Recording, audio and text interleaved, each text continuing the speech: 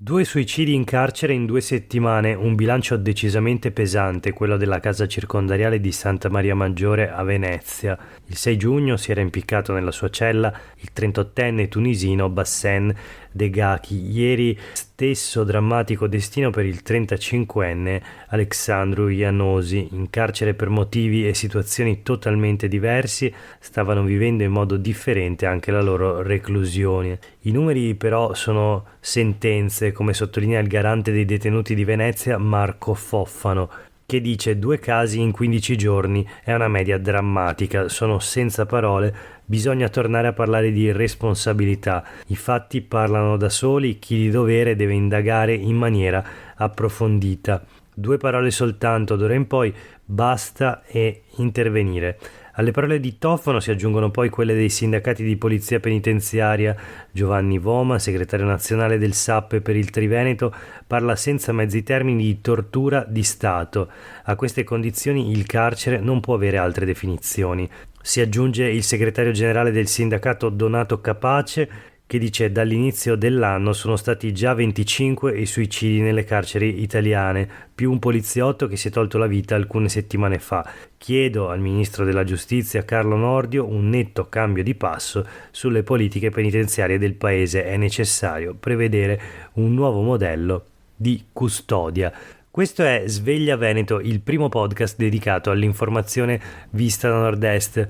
Io sono Jack Calcetto, oggi è giovedì 22 giugno 2023. La prima notizia del giorno riguarda il nuovo suicidio in cella che è avvenuto a Venezia. È il secondo nel giro di 15 giorni, scrive il Gazzettino di oggi. Si toglie la vita in carcere un giovane 35enne di origine rumena. 9 mesi fa a Spinea aveva ucciso la moglie, aveva annunciato l'intenzione ai suoi legali.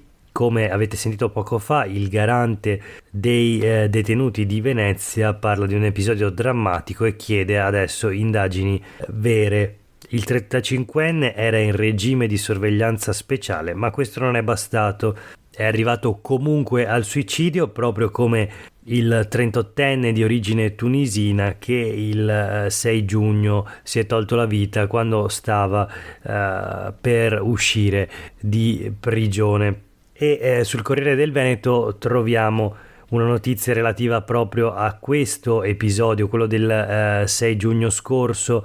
Il detenuto in quel caso era in semi-libertà con la prospettiva di un affidamento ai servizi sociali dopo l'estate. Gli avevano notificato una nuova ordinanza di arresto per un traffico di droga a Mestre tra il 2018 e il 2019. Ebbene, ieri quella stessa ordinanza è stata annullata dal Tribunale del Riesame di Venezia. Il perché si saprà soltanto quando i giudici depositeranno le motivazioni, ma secondo il Corriere del Veneto il cuore della discussione ha riguardato proprio l'attualità delle esigenze cautelari che dopo 4 anni, secondo la difesa, non c'erano. Insomma, l'arresto non era valido, ma il 6 giugno Bassem è stato raggiunto da quest'ordine di arresto per questi fatti risalenti a 4 anni prima. Disperato ha chiamato la moglie e poi si è tolto la vita.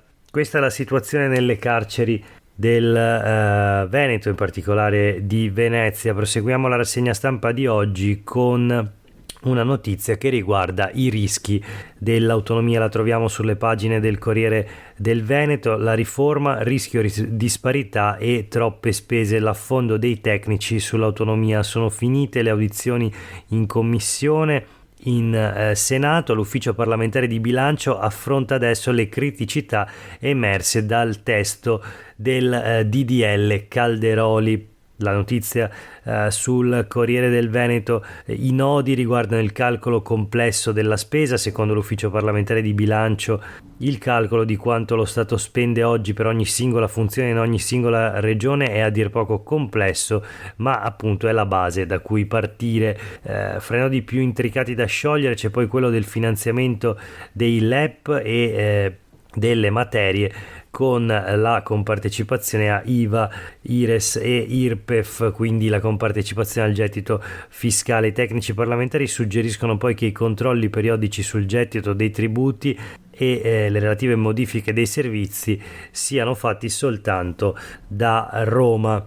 Nel frattempo, sulle pagine del giornale di Vicenza di oggi, una presa di posizione da parte del Partito Democratico, meglio una polemica tra la Lega e il Partito Democratico, uno scontro che si è scatenato dopo le parole della segretaria del PD Elly Schlein. Secondo il capogruppo della Lega in Consiglio regionale Villanova, il PD blocca l'autonomia, dice favoriscono il Sud.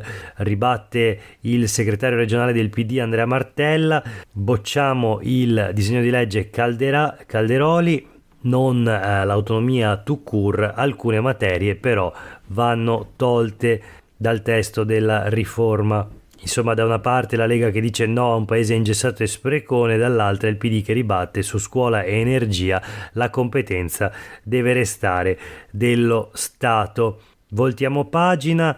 La strage della Marmolada, la tragedia sul ghiacciaio, nessun colpevole, la notizia sui quotidiani del gruppo Gedi di oggi. Non c'è giustizia per i nostri cari, dicono i familiari delle vittime. Un anno dopo il distacco, lo sfogo di Luca Miotti di Cittadella, fratello di Davide che perse la vita con la moglie Erika Campagnaro.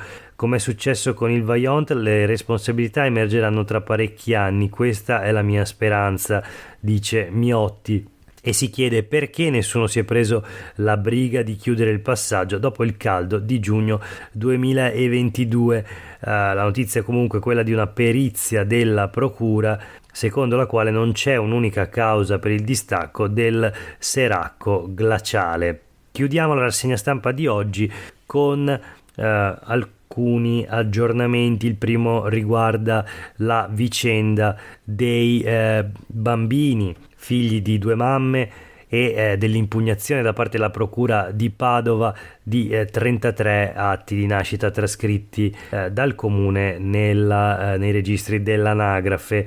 Come già anticipavamo ieri, il sit-in si terrà il 23 giugno a partire dalle ore 10 di fronte al Tribunale di Padova. Questa è la manifestazione convocata dall'Associazione delle Famiglie Arcobaleno. Nel frattempo, sulle pagine del Gazzettino, le mamme di Padova sono in rivolta e dicono no alla prospettiva di un'adozione.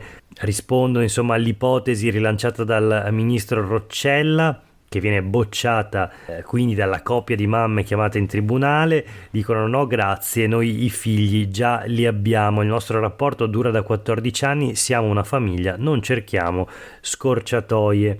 Parla anche una maestra dei due bambini: saremo sempre dalla loro parte e li guarderemo senza pregiudizi. Il PD chiede di procedere a una riforma, interviene anche Carfagna di Azione, questo non c'entra nulla con la maternità surrogata. Poi abbiamo i sindaci che si dividono sul vuoto legislativo cosiddetto.